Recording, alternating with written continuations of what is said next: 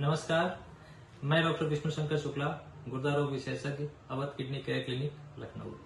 आज हम लोग गुर्दा दिवस सेलिब्रेट कर रहे हैं। देखिए, हर साल मार्च के महीने में दूसरे बृहस्पतिवार को हम लोग विश्व गुर्दा दिवस मनाते हैं। इस दिन हम लोग कुछ न कुछ रेजोल्यूशन लेते हैं, संकल्प लेते हैं कि कैसे अपनी किडनी को, अपने स्वास्थ्य को हम लोग बेहतर रखें। तो इस बार का संकल्प है, जो हमारा डिसाइड हुआ है, वो है कि हाउ इज योर किडनीज, मतलब हमारी किडनी कैसी है। और इसका हमारा जो पर्पज है, जो हमारा एम है, वो ये है कि अपने हम किडनी के जो शुरुआती लक्षण होते हैं उनको हम जल्दी से पिक कर लें, जल्दी से पहचान लें और समय से उसका हम लोग इलाज करें, ताकि बीमारी को आगे बढ़ने से समय से रोका जा सके। तो देखिए, सबसे पहले इसमें हमारे लिए आता है किडनी के शुरुआती लक्षण, जो हमने पहले भी डिस्कस किया है, पहले भी चर्चा करी है कि जैसे किसी को पेशाब में परिवर्तन आ रहा है, पेशाब ज्यादा जाना पड़ रहा है, या पेशाब की मात्रा में कमी आ रही है, पेशाब का रंग गाढ़ा हो रहा है, लाल हो रहा है, या उसमें जो है सफेदी या झाग आ रहा है, या फिर किसी को सुबह सुबह मिचली आ रही है, या आंखों के आसपास सूजन आ रही है, तो ऐसा कुछ भी होने पे उसको तुरंत गुर्दे के डॉक्टर से संपर्क करना चाहिए और कुछ शुरुआती जांचें करा करके अगर उन्हें कुछ निकलता है तो उसका इलाज कराना चाहिए।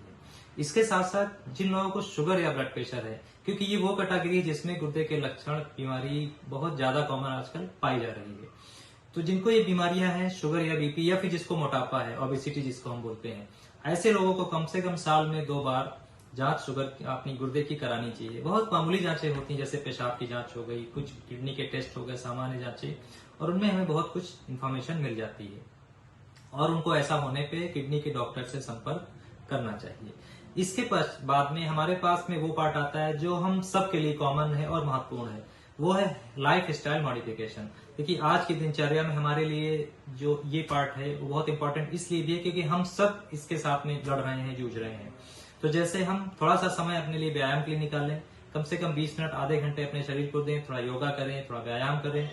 इसके बाद में पानी का अधिक से अधिक सेवन करें। अभी आने वाले दिनों में गर्मी जब आएगी तो हम डिहाइड्रेशन से बचें, क्योंकि डिहाइड्रेशन से किडनी में स्टोन भी बनते हैं, किडनी की प्रॉब्लम भी बढ़ती है। इसके पश्चात जो हमारा खाने में है, डेली रेजोल्यूशन ले कि हम कम से कम 1 या 2 फल जरूर खाएंगे। उनमें भी जो हमारे हेल्दी फ्रूट्स हैं, जैसे साइट्रस फ्रूट्स हैं, जैसे संतरा हो गया, एप्पल हो गया, ऐसे फ्रूट्स हमें जरूर खाने चाहिए, या कोई और फल जो आपको अच्छा लगता है वो भी, पर डेली एटलीस्ट 1 या 2 फल हमको खाने चाहिए। और जो हम लोग एक बहुत बड़ी मिस्टेक करते हैं, जो कि हम ओवर द काउंटर मेडिसिन लेते हैं, हमको दर्द हुआ, हमने तुरंत जा करके दर्द की गोली खा लेते हैं लेकर, और उसको लंबे समय तक खाते रहते हैं बिना किसी चीज की परामर्श के। वो हमको नहीं करना चाहिए। हमको उसको लिमिटेड रूप में लेना चाहिए और चिकित्सकीय परामर्श के बाद ही लेना चाहिए। तो उनका ओवर द काउंटर मेडिसिन, खासकर दर्द की गोलियों का सेवन हमें अधिक से अधिक नहीं करना चाहिए। इसके बाद जो हमें और हेल्दी फूड है उसको भी ऑप्ट करना चाहिए, जैसे कि जंक फूड, जैसे हम अक्सर पिज्जा, बर्गर और बाहर का फास्ट फूड जिसमें बहुत सारा हमारा जो मटेरियल है वो जो हमें नहीं चाहिए, जैसे बहुत सारा सॉल्ट है वो हमें नहीं चाहिए, वो हमें मिलता है, तो हमको वो सब नहीं लेना चाहिए। नॉनवेज को भी जितना हो सके उतना डिफर करना चाहिए, अवॉइड करना चाहिए। इस तरह इसको हम लोग हेल्दी लाइफ स्टाइल बोलते हैं। अगर किसी का वेट ज्यादा है तो उसको खाने में सब्जियों की मात्रा, सलाद की मात्रा बढ़ानी चाहिए और उसको वेट रिडक्शन की कोशिश भी करनी चाहिए। एक्सरसाइज की बात एक बार फिर से दोहराऊंगा कि एक्सरसाइज में भी कोशिश करना चाहिए कि एरोबिक एक्सरसाइज हम थोड़ा सा अवॉइड करें, एरोबिक्स पे ज्यादा ध्यान दें। Aerobics are more better, much better, ठीक है। और जिन लोगों को एक और बात लास्ट में कहना चाहूंगा, जो हमारे पेशेंट की कैटेगरी में आते हैं, जैसे जिनको ट्रांसप्लांट हुआ है, वो नियमित रूप से अपनी दवाओं का सेवन जरूर करें।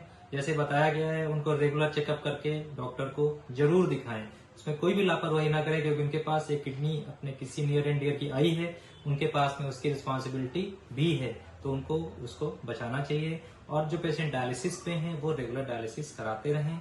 अगर किसी की उसमें कोई रश है, किसी को कोई कार्यक्रम में जाना है, तो डायलिसिस का एक्स्ट्रा स्लॉट लेकर जाएं, एक्स्ट्रा सेशन लेकर जाएं।